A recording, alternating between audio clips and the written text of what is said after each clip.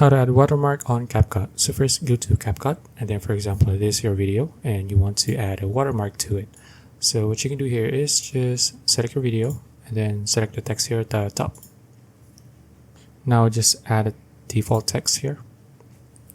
Let's just drag it here, and then just select your text and then just type in your text here. So for example, I'm going to type in watermark. So this is my watermark, and then you can just change the font if you want. So I'll just change it to a much better font here. Okay, so for example this one. Okay, now I'll just adjust the size and then I'll just position it. Now next is you can just scroll down and look for blend, this one. So let's just make sure that it blends to the background so it doesn't interfere much with the video.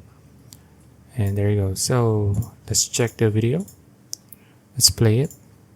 And so you can see, now you can see the watermark and the video playing along with it.